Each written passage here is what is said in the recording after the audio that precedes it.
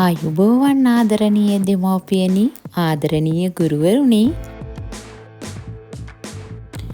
අද නම් මගේ මාතෘකාව ගැන දැනටමත් පුංචි වැටහීමක් ඔයාලට තියෙනව නේද? ඔව් වෙස් මුහුණු පැළඳගෙන පෙර පාසල් පොඩ්ඩන්ගේ සතුට වගේම ඔවුන්ගේ ඉගෙනුමත් වැඩි දියුණු කරන මේ ඇක්ටිවිටි එක ගැන තමයි අද මම ඔයාලත් එක්ක කතා කරන්න හදන්නේ.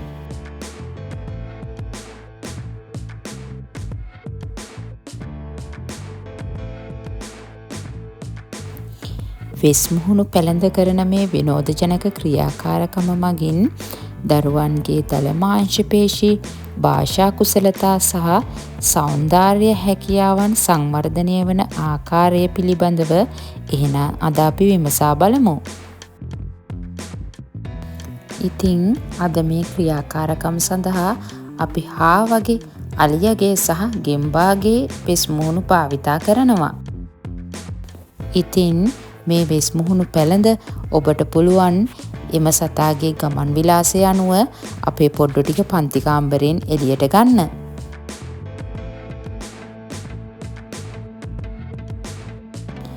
හාවගේ වෙස් මුහුණ පැළඳ ඔබ දරුවන්ට මම තමයි පුංචි යාළුවේ හාවා. මට ඔයාලා වගේ පොඩි යාළුවෝ ආදරේට ලස්සන නම් ගොඩාක් තියෙනවා. කිරිසුදු හාවා, චූටි හාවා, හාපැංචා, ඒ වගේ ලස්සන නම් ගොඩාක් මට තියෙනවා. මට පැන යන්නත් පුළුවන්. මම කන්නාස කෑම තමයි කැරට්ටල, බතලාල, දළුකොළ, කංකුම්, ඒ වගේ රස කෑම මම ගොඩාක් කන්නාසයි. මෙලෙස රඟ දක්වමින් ඔබට පුළුවන් අද අපේ පාඩමට ප්‍රවේශය ලබා ගන්න. බලන්නකෝ දරුවන්ව ඉතාමත් ආකර්ශනීය ලෙස ඔබට ආකර්ශනීය කරගන්න පුළුවන් ලස්සන පාඩම් ප්‍රවේශයක් නේද කියලා. ඉන්පසු හාවාසේ දෙපා එකට තබා පැනීම, ඉදිරියට පැනීම, පිටුපසට පැනීම වැනි හාවා පනින ආකාරය ඔබට පුළුවන් දරුවන්ට පැන පෙන්වන්න. ඉන්පසු දරුවන්ට තනියම පැනීමට අවස්ථාව ලබා දීමටත් ඔබට පුළුවන්.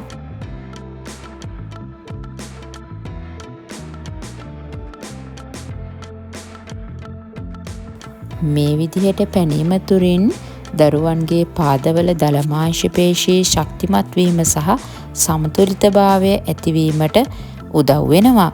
ඒ වගේම අවකාශය පිළිබඳ අවබෝධය සහ උපදෙස් අනුගමනය කරන්නත් අපේ පැටව හුරු වෙනවා.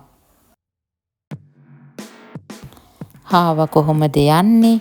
ඉදිරියට පනිමු, ඉක්මනට, හෙමින් මේ වචන භාවිතයෙන් දරුවාගේ භාෂා සංවර්ධනයත් සිදු වෙනවා. අපේ ඊළඟ පොඩ්ඩු ටික පැළඳගෙන හිටියේ අලියාගේ මුහුණේ හැඩේ තියෙන වෙස් මුහුණු. ඉතින් ඔබට පුළුවන් අලියාගේ වෙස් මුහුණත් පැළඳ මම තමයි අලියා. මම ගොඩාක් ලොකුයි. හැබැයි පුතේ මම ගොඩක් හෙමින් තමයි යන්නේ. මම ලොකු වුණාට මගේ ඇස් නම් ගොඩක් පොඩි. මේ වගේ අලියාගේ ශරීරය ගැන හඳුන්වා දීමක් කළා ඔබට පුළුවන් අලියා ගැන ලස්සන ගීතයක් ගායනා කරන්නත්.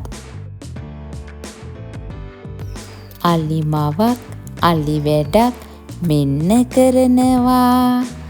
අලි හොඬෙන් දිය අරන් ඇඟට ඉසිනවා. හොර ඇහින් බල බලා විහිළු කරනවා. අලි කකුල් තෙම තෙමා පොකුණේ ඉන්නවා.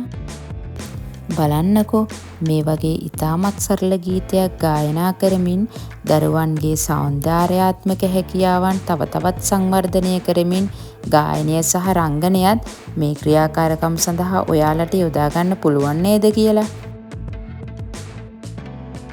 ඒ වගේම තමයි අලියා ගමන් කරන ආකාරයට තරමක් කකුල් ඈත් කරමින් විශාල පියවර තබමින් අත දිගු කොට අලියාගේ සොඬය දෙපසට වනමින් දරුවන් සමග ගමන් කරන්නත් මේ අවස්ථාවේදී ඔබට පුළුවන්. පෙර ආකාර දෙකටම වගේ ගෙම්බාගේ වෙස් මුහුණ පැළඳගෙනත් ඔබට පුළුවන් දරුවන් සමග ගෙම්බා ගමන් කරන ආකාරය, ගෙම්බාගේ ශබ්දය මේවා අනුකරණය කරමින් දරුවන් සමග මෙම ක්‍රියාකාරකමෙහි යෙදෙන්න. බලන්නකෝ ඇඟ හකුළුවමින් දිගහරමින් පනින ආකාරය සහ අත් දෙක බිම තබමින් දරුවා ගමන් කරනකොට දරුවාගේ පේශි ශක්තිමත් වී නිරෝගීව දරුවාගේ අත්පා වර්ධනය වීමට මේ ක්‍රියාකාරකම් කොච්චර උපයෝගී වෙනවද කියලා.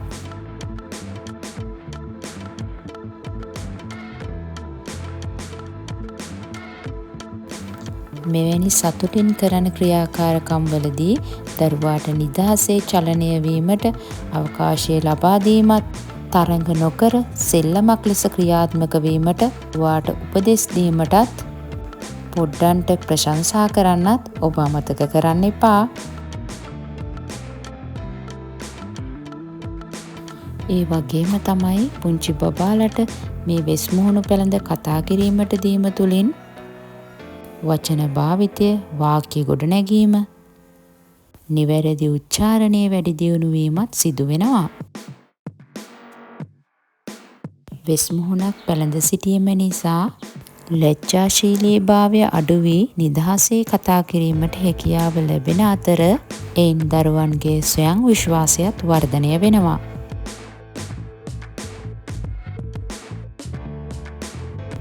චරිතයක් ලෙස සිතා කතා කිරීමෙන් ඍජු සිතුවිලි හා කල්පනා ශක්තිය වැඩි වී දරුවාගේ නිර්මාණශීලීත්වය අවදි කරන්නත් මේ ක්‍රියාකාරකමට පුළුවන්.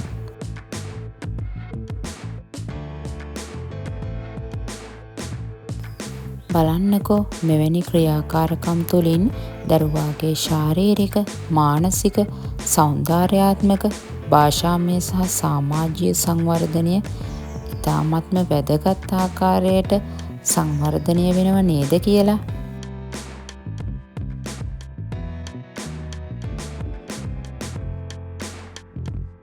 එහෙනම් මෙවැනි ඉගෙනුම් ක්‍රම නිවසේදීත් පාසලේදීත් පොඩ්ඩන්ට සංවිධානය කරලා දීම ඉතාමත්ම වැදගත්. ඉතින් මේ වීඩියෝ ඔබට වැදගත් සහ ප්‍රයෝජනවත් නම් මේ වීඩියෝ එක තවත් කෙනෙක්ට දැනගන්න ෂෙයා කරන්නත්, channel එක subscribe කරන්නත් අමතක කරන්න එපා. ස්තුතියි ඔබට.